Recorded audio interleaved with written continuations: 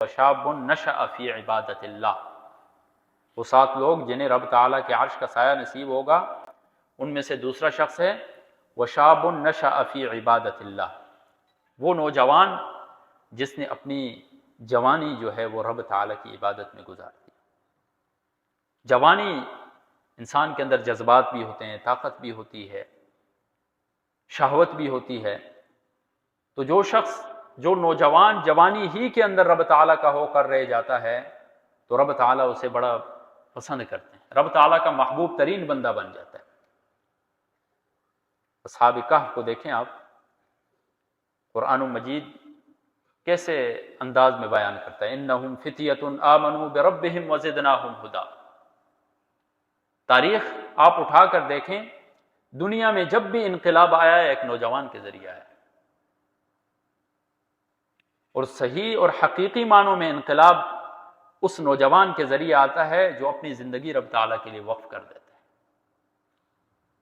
جو اپنی جوانی کے جوبن پر بھی رب تعالیٰ کی نافرمانی میں مبتلا نہیں ہوتا ہے بلکہ رب تعالیٰ کی فرمانبرداری میں اپنی زندگی گزارتا ہے، پھر رب تعالیٰ اس سے بڑے دنیا میں اچھے اچھے کام بھی لیتے ہیں۔ انہم فتیۃ آمنوا بربہم وزدناہم ہدی، ظالم بادشاہ کے سامنے کھڑے ہو گئے اصحاب کہف، کلمہ توحید بلند کیا،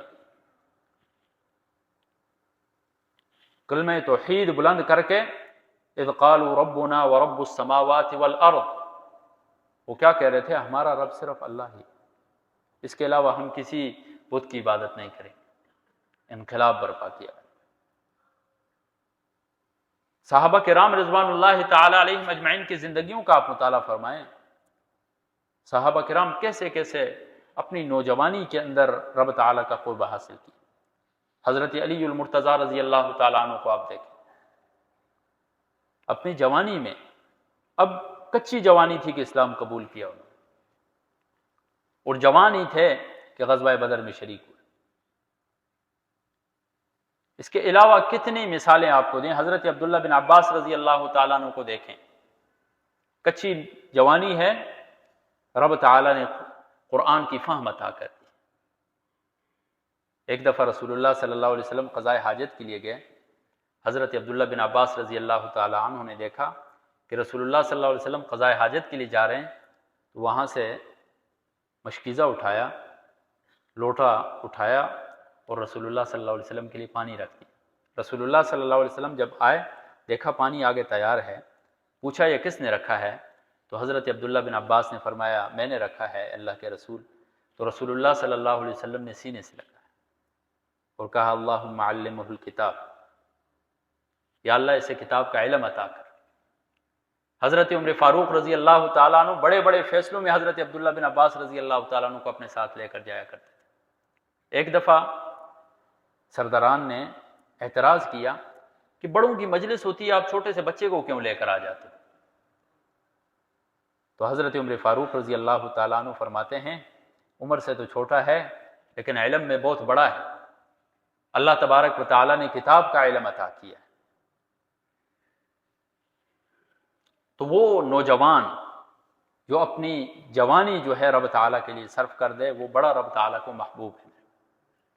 آج ہم اپنی زندگیوں کا مطالعہ فرمائیں، خاص طور پر نوجوان نسل، ہم اپنی زندگیوں میں دیکھیں کہ ہم کس طرف ہمارا رخ ہو گیا ہے، کس بے حیائی کے دہانے پر ہم پہنچ چکے ہیں، کیسے کیسے فتنوں میں نوجوان کو مبتلا کر دیا ہے۔ ایک فتنے سے نکلتا نہیں ہے، دوسرے فتنے میں جا گھستا ہے نوجوان۔